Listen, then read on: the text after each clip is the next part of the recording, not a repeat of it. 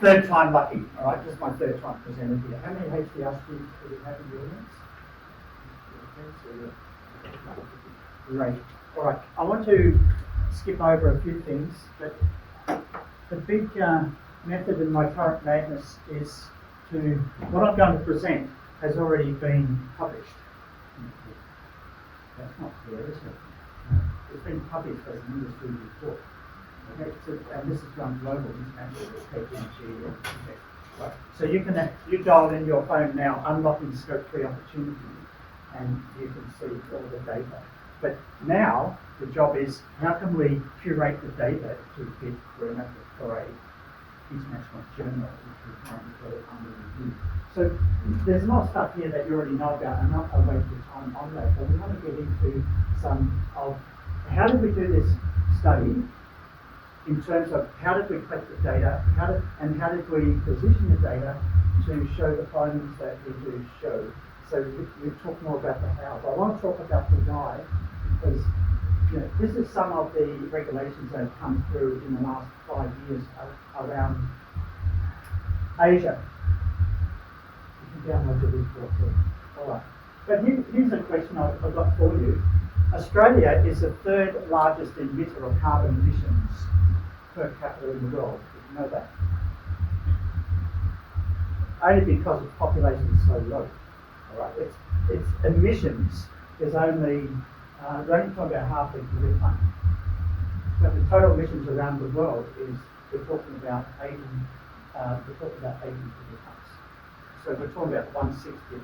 Yeah, it's not a big question. You calculate the carbon emission of the since we have a lot of coal, so how will you calculate? Yeah.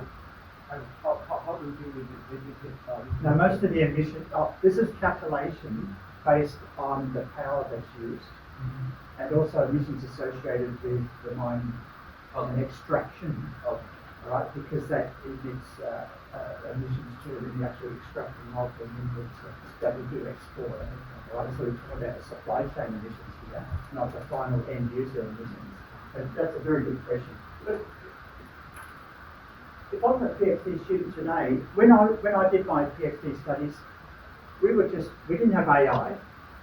We had very slow computers, and we spent a lot of time in the library. Right, Vincent? We spent a lot of time in the library. We spent a lot of time reading. Okay, reading. All right. And the job was to find the gap or to find something in the literature that we can fill, the literature gap. But today, I think the demands are even greater than that. Yeah, maybe you find a gap, but more importantly, your PhD should also be addressing a problem that's in the industry today. Now, that may not be the case for publishing in a journal, but I'm just saying that will give you resilience to go beyond your PhD if you're focusing on a real industry problem, right? Because that is what's going to get you future research grants, not the gap in the literature. And things are going so fast today, the literature is always out of date, always. And that's your message I want to have. So let's bring this back on this study, right?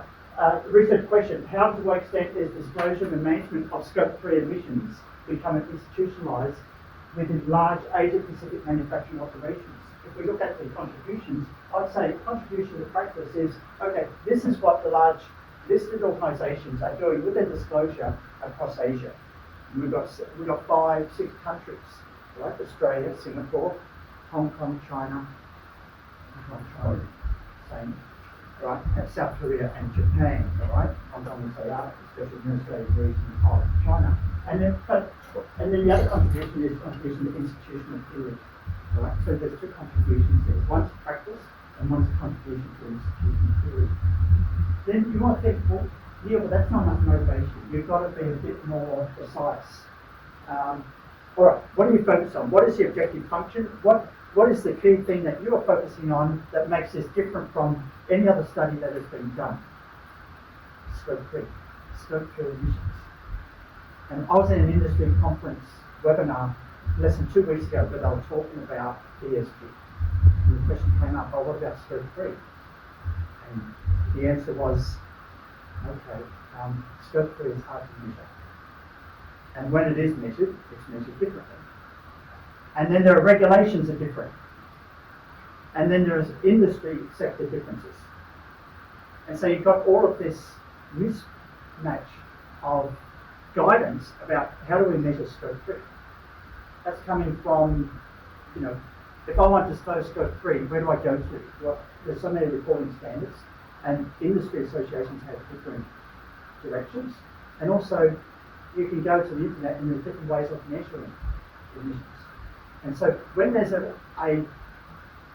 all this variation, then what happens? You get opportunities for companies that just do greenwashing. Right? We follow this, we follow that. You can't compare them. So you're back to stage one. When it comes to what disclosure is all about. Disclosure is all about providing more comparable information so we can make more efficient investment decisions. Well, the disclosing, part of it's a corporate governance association too, right? So that's the pressures coming down from regulatory bodies and industry associations and other NGOs like GRA, GRI, things like that. But the other pressure that's coming on scope 3 is the fact that, and it's an amplifying factor, and that is what's happened in the last 3 to 4 decades is Western countries have outsourced manufacturing to where? Asia, to China. Okay? China predominantly, right? Now, of course, the last 5 years, it's a mix with South China, but that's documented and talked about that for another time. But the fact that a lot of manufacturing still gets done in Asia, in developing economies, where transparency of tier 1, we talk about tier 2, tier 3 suppliers, is very, very low. So this amplifies this scope 3 reporting problem, right? Because the dominant emissions of scope 3, yeah, there's some downstream, but a lot of it comes from upstream. So it's very hard to go to your supplier in a developing economy. Oh, can you give us details of your carbon emissions? Why? Because we want to report our scope 3. Well, good luck. Good luck with that. Right? So that's the real motivation for why we should be focusing on this, why scope 3 is hard. Okay? Notice I haven't referred to any literature, right? Notice that what I did refer to was things I'm hearing from industry conferences, right? Because industry conferences are up to date. Can I give a little bit of feedback on that? Yes. Because the one thing that I was missing was, in the paper, was sort of fundamental accounting, like disclosure. And this is by and large, if you think about it, if you say there's a lot of variation, like there's a lot of voluntary disclosure in there, and you could also say that the regulations are sort of the countries deciding the disclosure. It's not a worldwide body that. So there's scope for voluntary disclosure, and like there's this one paper, and it's 2001, that says the fundamental rule or fundamental disclosure is if the public thinks you're doing better than you're doing, you shouldn't disclose at all. So the idea is you don't disclose if you're doing worse than the expectations. And I think that can explain a lot of your results. The reason why the Chinese don't want to report this, because if they report how polluting they actually are, they're going to have to pay a lot more taxes, for instance, in the EU, because there are import carbon taxes now. So I think that could be much more part of a discussion, and it stems from the literature on voluntary disclosure, that you don't disclose what is bad for you, and I think that's driving a lot of the variation as well. It's not just institutions. That's a good point, especially in the context we're talking about. I like that. That's something I'll make a note of. Just to build on Stane's point, there might be some arbitrage, some ethical arbitrage, if you like, because I'm sure the Europeans are aware that this is an underreporting, but they need these metals, rare earths or whatever, and so they're quite happy to have this situation where they're underreporting. Well, happy or like it's. I'm also thinking about the metals. That's an element, right? Yeah. But I do think there's some like, if we don't know, we can pretend that it's better than it actually is. Yeah, There's definitely something like that going on. Like, but I think it would be good if they were disclosed, because then I would actually do it, because you can develop in a year and it's very Well, they should. I Yeah, think we're yeah. remiss in not doing it, Yeah. but it's without the Yeah. reporting. Well, bringing that back to reality, in like the last 18 months, there's been a lot of pushback. The companies that, it's not a priority compared to other things now. And investors in the USA have actually pulled back. BlackRock, and we're talking about 2024, I think it was about $20 billion less invested in ESG funds. And so, that's another thing you can add to this whole thing that actually takes away the actual pressure to actually participate. But you know what's going on about business schools. We talk about ethics and all that, and I think we miss an opportunity in accounting to bring this to the fore in the kind of research that we're doing now. To point out that with the proper accounting, we would have we would see more clearly how we've actually outsourced a lot of what's going on. Our whole business model at universities relies on people coming in by plane over here, emitting a massive fuel gap and everything like that. And yet we say we are the champions of global warming. We're fighting. We have at PWA, we have a global warming campaign. No, it's just basically publicity. It doesn't mean anything. I like your point. Actually, if I put it in another nutshell, Scope 3 only exists as a demand for measurement reporting because the companies in your supply chain are not properly reporting their Scope 1 and Scope 2. If every organisation around the world reported the Scope 1 and Scope 2 properly, then you don't have to worry about Scope 3. Because it would trickle on. And your suppliers, if they're properly reporting the Scope 1 and Scope 2, that becomes your Scope 3. And the fact that they're not doing that creates the problem, the measurement issue, and the cost issue that you are imposing as a customer on the supplier. And of course, being a big customer, you can impose that as part of contracting with the supplier. And technology is helping suppliers measure that better, but then in the developing world, they are not really yet. It's a curious question because when we look at Scope 3, that's a combination of downstream and upstream activities. So which ones under higher scrutiny and maybe becoming more kind of stakeholder? Scrutiny. I wouldn't know the answer to which one's higher scrutiny. Which one has the highest source of emissions, or is the upstream? So which ones probably capturing more like public attention, so that's capturing more demand? So I can imagine if you're interested in greenwashing, then focusing on the upstream.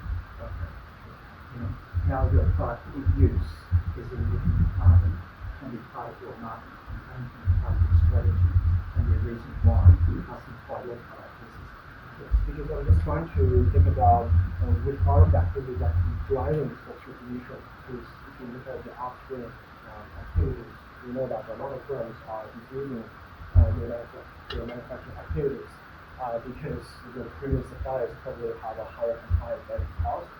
That's been diffused to suppliers in other developing countries, such as the US compliance cost.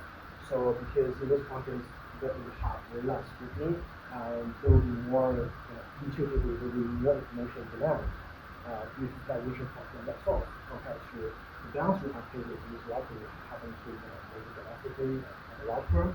So I'm just trying to tackle From a marketing or strategy point of view, your product has much more salability with the brand rather than upstream supply chain. So I don't know if that answers your question. That's why I'll pop that with. And we might come back to that. All right. We can think in terms of that pressure and things like that. But if we step back from that, what should organisations focus on? Will either focus on the value creation, or you actually focus on external targets, compliance, trying to get cost of finance down, consumer markets relating your product have been with low emissions, associating that with your brand, maybe a marketable angle, and then of course there may be cost saving if you implement strategies in the organisation. Now, why I say that is if we're doing a PhD in this area, you may just want to focus on a microelement of one of these program or three. Because these are all motivations. You may just want to focus on one of these. What this study looks at the standard setting, the governance, the measurement, this I think is the most interesting part, and then talking to the supply chain, which is something I've been doing for the last 15 years when I was in Hong Kong, China. Alright, if we look at this is a quick snippet from the industry conference I came from less than 2 weeks ago, right? Like there's ESG pushback, record fund withdrawals, there's DSG, major players are backing away, illegal legal backlash, trade price trend, there's stuff like that, and you're probably thinking, oh, it doesn't matter now. Alright, it doesn't matter because Trump's in, we've got to follow a new road. Well, the environment's not going to go away, climate change is not going to go away. It will come, presidencies, politics will come and go. This is something that is just going through a little pause, it will come back. This started as a best practices project. The feedback approached me at the beginning of 2023. Neil, thank you so much for doing this sources of study with KPMG. What do we do now? I said, let's do something that's very difficult. He said, what's that? Oh, let's learn about the challenge of measuring scope 3. Oh, don't worry. Have you got the money to fund RAs? I will manage the RAs and collect the data. And then I ran that project for a month. We published that middle of last year. And so then I made a post to LinkedIn in February. I want to talk about a bit of the how, because it's really good for the HCR students to know that I don't think of everything, okay? But you've got to take advantage of collaborating with other people, and because things move very, very fast. So I put a post in LinkedIn in March this year, just to remind everyone, we've done the scope 3 report and all that. Clinton Free saw it, emailed me and said, Neil, hey, I think I can do something with your data. So I sent him the report, he said, leave it to me. And about 4 days later, with the help of AI, and you're using AI now, put your hand up if you're not using AI. No hands, good. All right. And then within 4 days, you have a paper, and it's submitted to the journal 2 months ago. Now, the reason why I say that is that AI is very good at writing down. They do it at getting, and what happens with the work. But my point is that all of the hard work goes in collecting the data. Okay? That took 12 to 18 months to collect the data. AI cannot speed that part up, right? But it did speed up the writing. I'm just curious, how do you reconcile the fact that everything's out of date? You're using a paper from 1983. So it depends, how do you reconcile the comment that everything written's out of date? Well, theories are never out of date. Just using an old theory, and that combined with the Machiavellian power that talks about the middle part, which is 1902. Yeah, so I know you're getting old. I hope it's not that end of that. I'm just curious about trying to put your comment in context. Yeah, so we're not trying to build a new theory. We're trying to see, okay, do we have patterns that we see, and do they match with the current theory? And there's some holes in the paper that I'll talk about as we get to the end, because not all countries fit within this framework, Article 6. The old theory you talk about in the class, innovation, diffusion, segmentation. I think the average person, the average academic knows most about the stage 2, because that's when we talk about how does change occur, the whole idea of pneumatic, normative, and coercive isomorphism. Right? That's really just in this part here. But what the Tolbert and Zucker talk about was, well, there's a voluntarily actions taken here, then you've got the Machiavellian power, and then you've got the settling in. I don't think this theory fits perfectly to the data and what we're doing, but haven't seen other theories that fit better. So I'll put that caveat over as we go forward. Okay. Back to our framework here. I want to talk about how we did this, the selection and filtering process. Right, we end up with 338 companies, and across all of these stock exchanges, you probably think, well, how did we choose them? Well, we looked for the largest manufacturers in each country. Why manufacturing? Because manufacturing are more susceptible to scope 3 emissions. I'm not saying that services are not, but manufacturing definitely more. because they're converting materials into products. So you've got upstream, you've got downstream, so there's scope 3 emissions that should be reported if they have to be reported, right?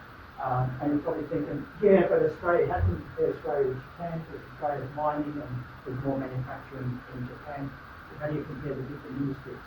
You know, there are these issues too. But before we get into, okay, have you got perfect comparisons? Oh, the answer to that is, no, we haven't.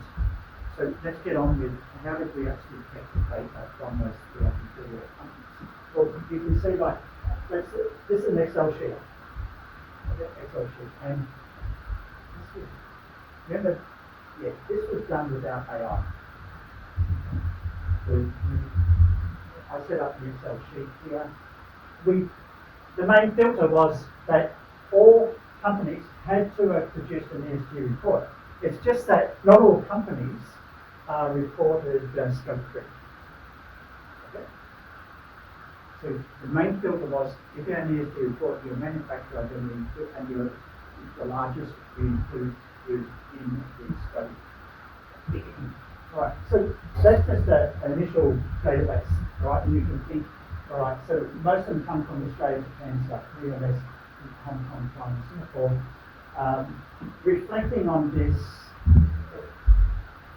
comparing Singapore with Australia is not that straightforward because Singapore has a different mix of manufacturing than what Australia has. And Australia is much more mining dominated versus the other countries.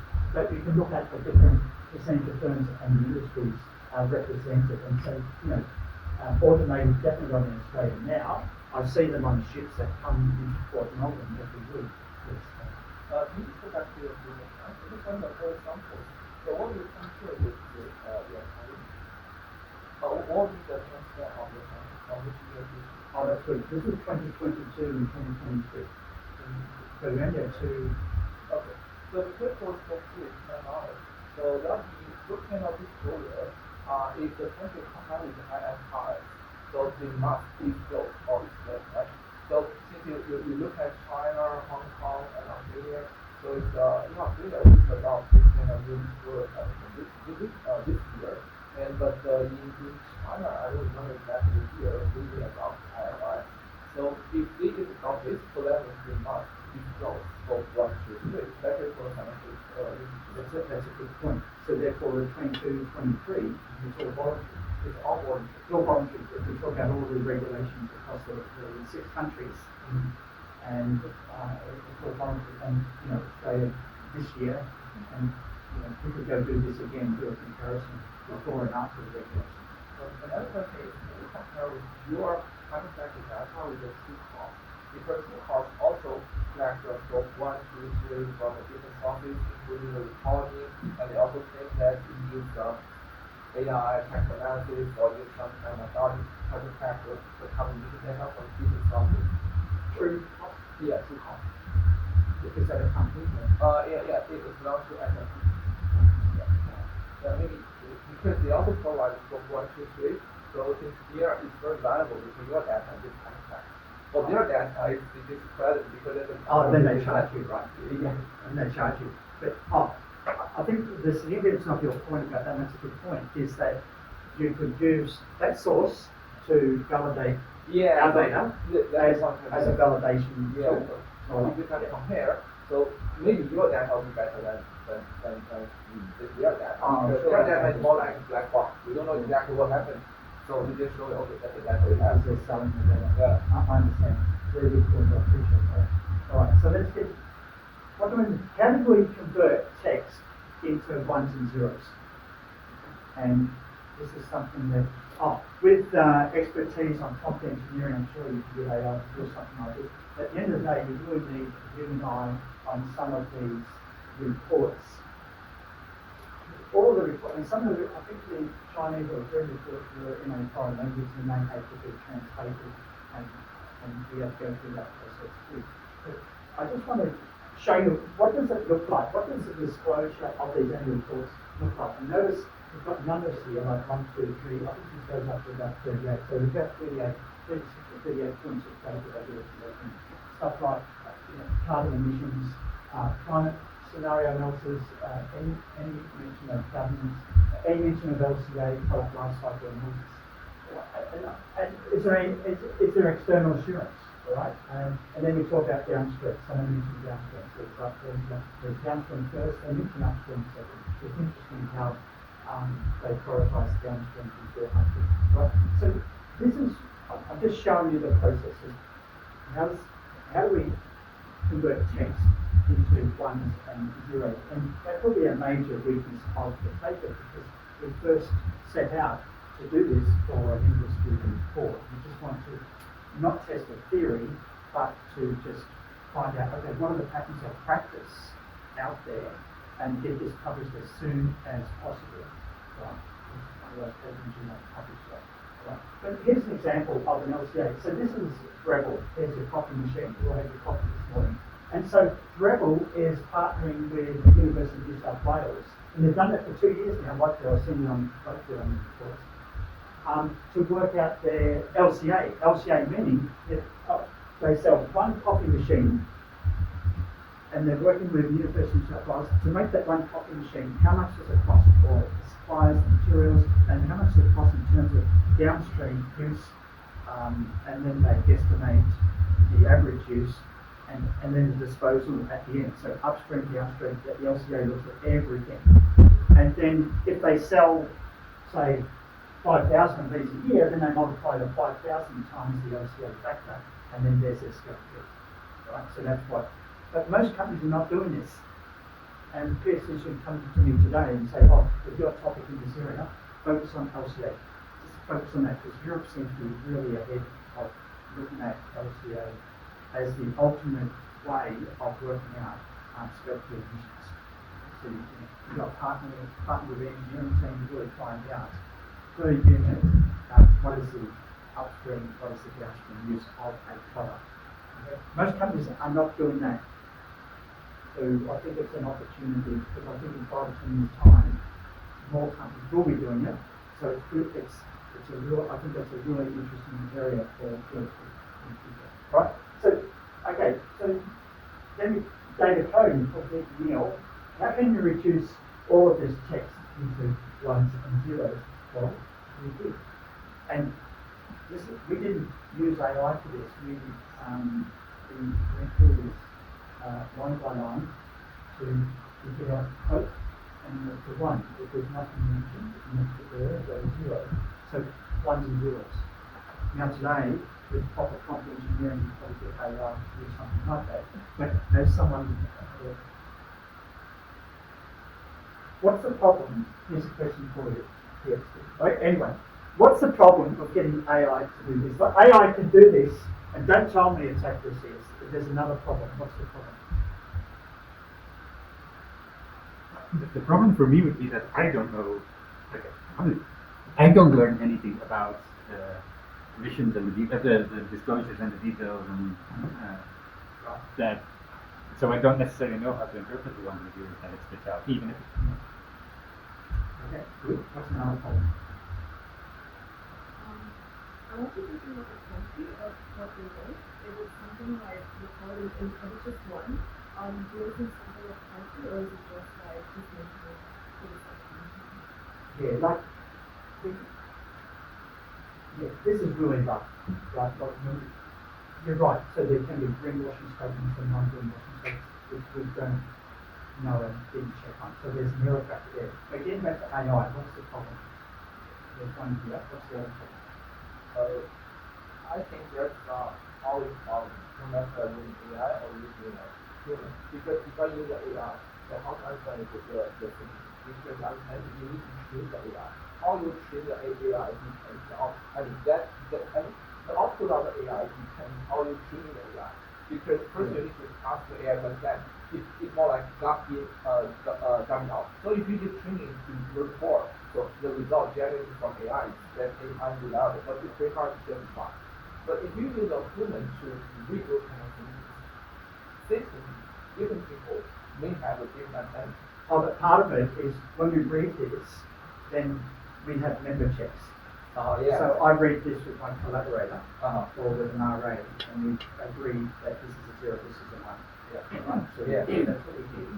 But you think, oh, AI can do that? Probably it's accurate, but what's going to happen? You send it to the journal, maybe 6 months or 12 months later, it comes back to, oh, the reviewers want to know, what did you use to interpret that? Oh, we used AI. Oh, can you show us the algorithm you use? And you cannot replicate what AI did a second time. Even the next day, even an hour later, you run the same thing again, it can give you another result. That's why, for the last 2 decades, we've used software like Atlas TI or I didn't use it, I've always done my own stuff on the cloud. But on the cloud, we've used software because in 6 months' time, you use the same software again, it will give you the exact same result. AI will not give you the exact same result when you're running a second time or third time. That's the real problem. Okay? So just be aware of that. Yes, you can do AI, you can get accurate, but is it replicable? Is it repeatable? Right? And that's why software or humans. But let's say for human, if you let the business people to read this one, they might give you a different opinion. I know, but that's why, when you write up the quote, you say the collaborators use memberships, and that's exactly what we've done. So it's a good careful on using AI for this. Not that I don't want to use it, I use it sometimes more than my colleagues. Right, so that's where all the zeros and ones come from. Okay, there's a lot of error in there. Yes, but the thing is that not many other people have done this before on this workplace. Yes. What is the section we have personal one? I'm kind of like curious because for the CBT questionnaire, you just like to indicate 0. Okay, and personal artifact, you can put 1. And for the NA, Yeah, I see that. Yes. This is a nice slide, but it's been corrected some bits. yeah, is it like all the NA here into 1? And then like for the CBT questionnaire, like what about the 0? I think it's also a questionnaire. Yeah, I need to go back to that. I see what you mean. In terms of that, but I'm glad you're paying attention to that. It's very complicated. Yeah, there's a lot of NAs so you can see that's the process that we went through. And so what does that generate? That generates about 36 columns of one material.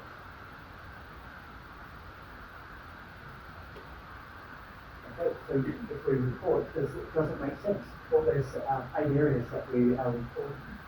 And you're probably thinking, okay, there's error, there could be greenwashing, there's an element of error and the ones and zeros were created, right? In the whole process. So if we look at companies disclosing Scope 3 emissions data, so these were out of the companies that all had an ESG report. They all have an ESG report. This is not companies that just do an annual report, a few more disclosures. No, they have an annual report, and there's an ESG report part of that annual report. So in that ESG report, 84% are disclosing Scope 3. All right? Were they disclosing all of that data perfectly? I don't know. Right? China, Hong Kong, South Africa, Singapore, South Korea. All right. Scope. What about targets? Net zero for 2050. This is an incentive issue. Notice that it's very easy to make a target for 2050. It's much more challenging to make a target for 2025 or 2035, although Japan seems to do so. Why do you think it's much more difficult to make a more immediate target in your disclosures? Pressure. You got the pressure to meet that target. Yeah. So that's actually reflecting chip talking here, right? So like 20 years from now, 20 years, 10 years, and how to say I can fulfill 77%, right? So it's easy to say that. You're not going to be around. Yeah, that's right. But by the time, If you're a CEO, the average maybe CEO about is 3 years, like 5 3 years, so I 5 would years. say I will achieve the target, no Yeah. problem, right? So that's why everybody said target. Yeah. So, all right. So, just want to. Right. So that would be a lot of greenwashing around. I'm sure there is. I'm sure there's greenwashing in here. In some ways, this can spur future research. Like, you know, in some ways this is more an exploratory study, and then it can spur. It's actually shown in one of your results about governance, where this part of the sustainability committee, I think Australia or Japan, they're very high. Yes. Right? I think from that really struck me that I have this committee, right, that concerned about ESG issues, right? Yes. But they don't do anything. We'll come to that. Yeah. Yeah, and it's good to say that you've got a committee, right? Yeah. But they don't have to do They anything. don't do anything. Yeah. So it looked very good from Yes. external Yeah. investor point of view. Yes. Wow, this company has this sustainability committee, Right. very concerned about ESG issues. That's not a PhD topic, just focusing on Governance. sustainability community. No, one aspect of government, Oh, yes. just sustainability community. Mm. What are they doing? Right? That, like just that is a topic on its own. Assurance. I know Wycombe Assure, someone published an AOS on assurance over a decade ago. So, you know, this has been around for a while. But notice the big four are up here, and our favourite one, Deloitte, is up there too. It's in the news recently, so it's like that. Right, organised structure and design. All right, here's Vincent, good point. Board committees. So Japan, 83%. yeah, and you may even have a PhD topic where you take a cultural angle, where if we look in Confucian society like South Korea or Japan, there's going to be less variability in errors around greenwashing reporting, or less tolerance for that. And so then we may actually find lesser variance compared to the same company, same industry in Western society. But even that could be a topic. And coming up, you know, why is Japan so high? It may be that they're just doing more honest, or maybe 40%. Maybe more of that is greenwashing, and maybe more of that is real. And part of it, From your table, one of the indicators that you're serious when they have incentive for the activity. Right? Yes. So if the activity are big in giving some companies in terms of about this ESG issue, they have to do something, at least in the short term. Right? So But that really depends. Yes. They have some data as well, and Yes. you can sort of see that sometimes it's like a tiny bonus on it, but they always get it. So technically they have incentives, but they always get the bonus. Is that really an incentive then? Or is it just another form of greenwashing and paying a little bit more money to the CEO? Climate task force. A lot of them, like a lot of these committees and task forces have been walked back, especially in the USA. Actually, they started walking back late 2024. Neil, something that I do wonder about, like, because Japan does score pretty high, but like, if you think that the Toyota manufacturing system, which is very much focused on sort of keeping track of all the costs, keeping track of everything that goes into, and then slowly trying to get more and more efficient in that, that does fit, and having very tight supply relationships with that, and inter-firm communication, that does tie in pretty well to scope 3, where you keep track of all that information, keep track of where of your raw materials and so on that goes in your power consumption. So that does tie in. It seems like Japan is particularly well positioned, if you believe that Toyota system is more prevalent, to do that. Like they have the systems, the IT systems, Well, they the have tracking the, already in have the place. supply chain system, Yeah, well oiled yeah. and relationships. So it's not just a physical goods flow, it's more information is flowing as well.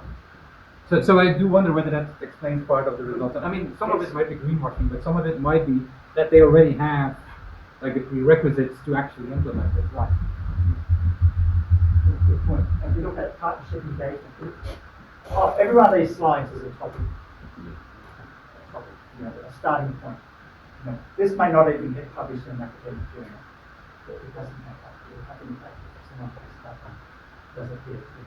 Right. Industry associations, universities, like University of New South Wales working with Rebel consultants.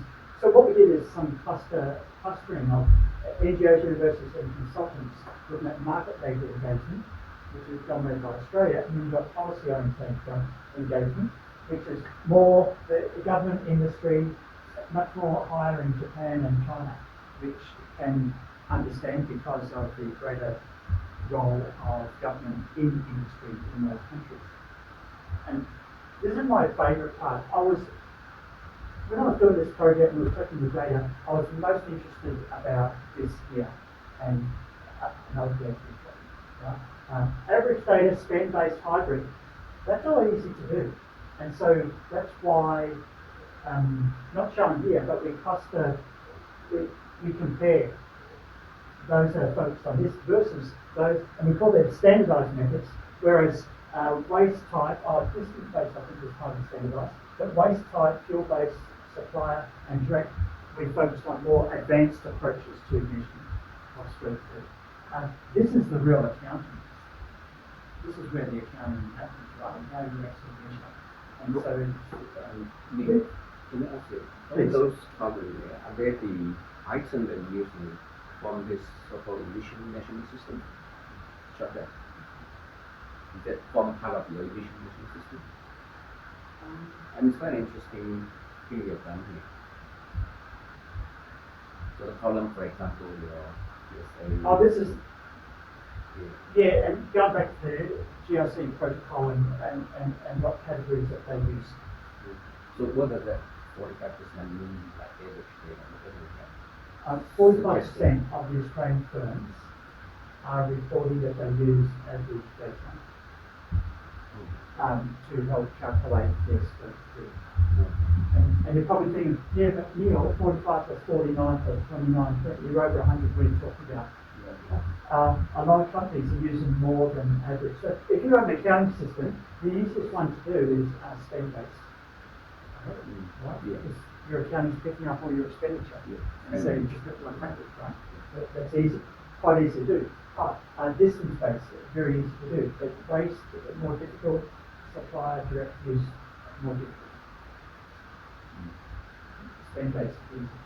Hybrid, which is a combination of average and spend-based. The waste one for Japan does support my hypothesis, right? Because like eliminating waste is sort of the big driver behind the Kaizen system, behind the Toyota Yes, system. yes. So they probably already have systems in place Yes. to measure waste in a better way so that they can use it for so I think that interplay between the management, there is literature on that, but that interplay between management, accounting, and disclosure Yes.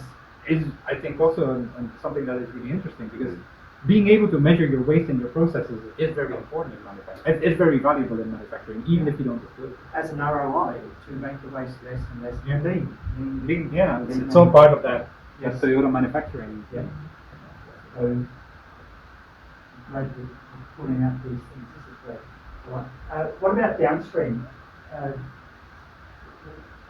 That's engagement, but in terms of how do we engage with consumers downstream, with surveys, consumer engagement, energy efficiency, and freight transport, which is quite popular, and investment in green initiatives.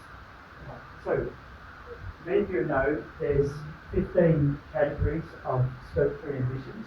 Not all categories are equally relevant, and generally the biggest one when we talk about upstream is more than purchased goods and services.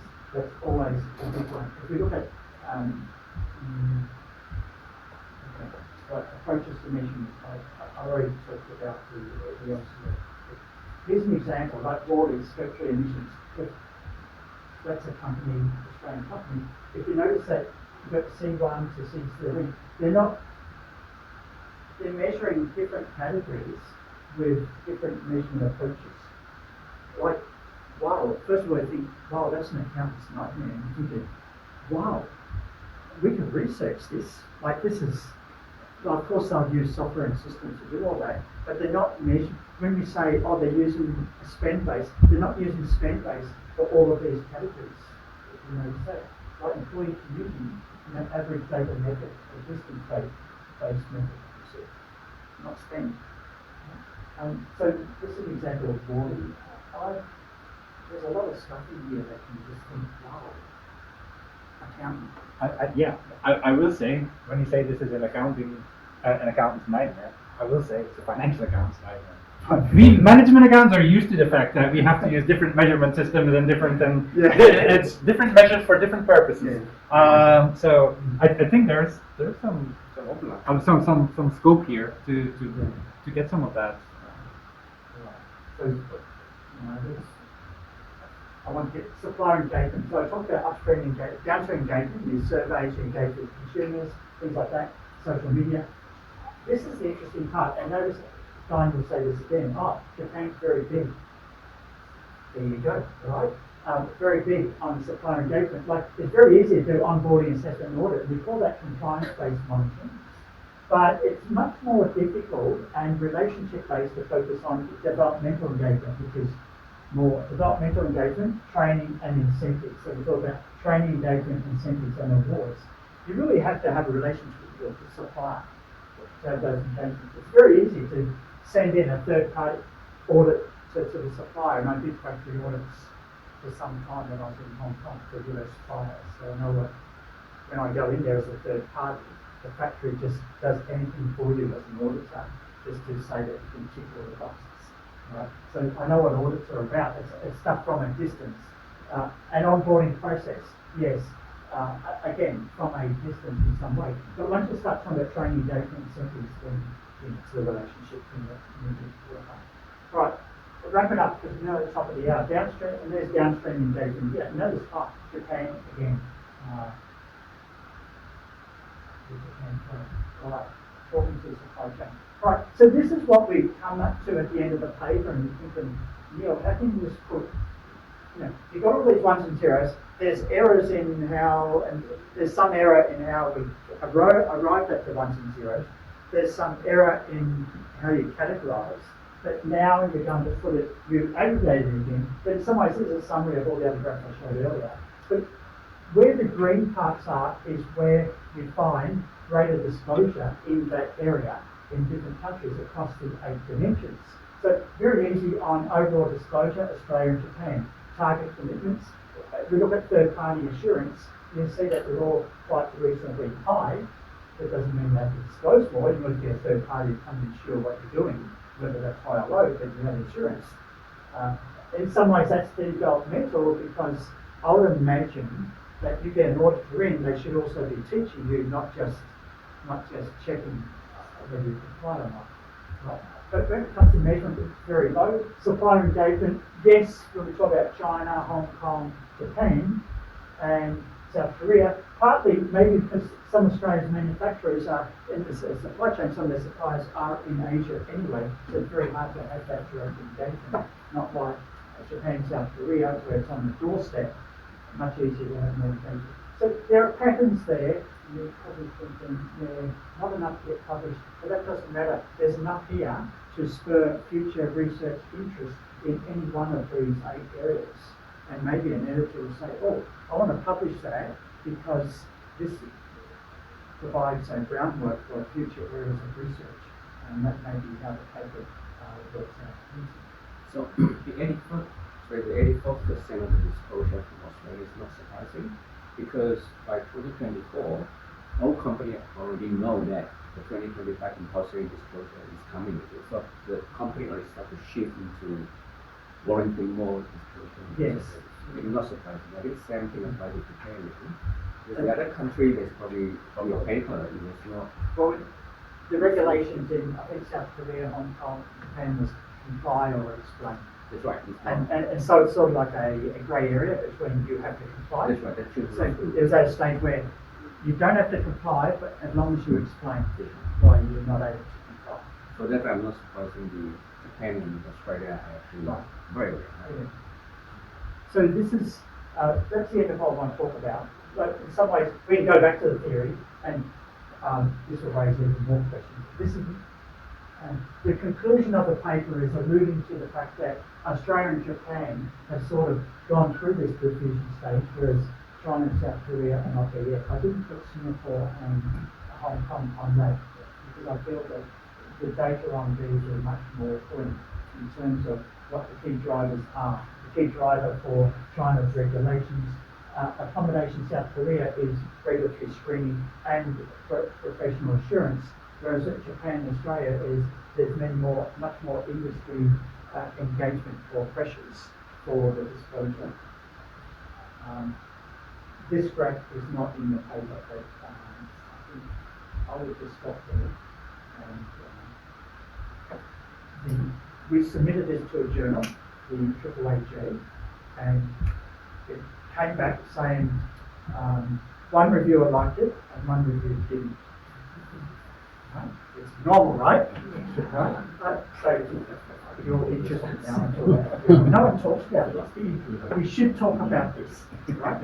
Right? And so what the editor do is say, oh, to move it. no, the editor said, oh, I gotta send it out to a third reviewer. Oh wow. And so it's with You a get third after reviewer. all around there. That's another that finds a lot of reviewers. All right. Yeah. I think we need to be more transparent about what happens in the review process, and not just say, oh, here's a perfect paper and this is going to be, no, it's bloody, it's full of holes in different ways. Probably we want to focus on why Japan and Australia actually moving so far ahead from the other. There could be other factors, like for example, the government actually pushing about net zero, for example, in this side. Talk about it. Oh, there's much more alignment between the companies and government, And government policy, That's right. Yeah. right? And especially with China too. I also would like to get more detail on the measurement methods. Like why do you call some more advanced than others, and is that a reason why they're not implemented, or what they are implemented, or different? I think that would be Yeah, because for an accounting, no. Yeah. That's the interesting part.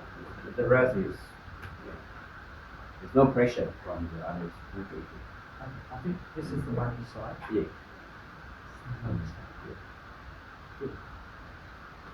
What's an all? No measurement is perfect. No measurement is perfect. But some measurement is better than no measurement at all. All right? I don't agree. Yep. All right, we're at the top of the hour, so That's good. Thank you. Thank you so much to you for presenting at the seminar, and thank everyone coming. So just a note that we don't have seminars next week, but we do have one in about 3 weeks' time. So we'll have Sherwood from CPU who's going to present in exactly Portuguese, but we do have one in about 3 weeks' time. Thanks again. Am I the only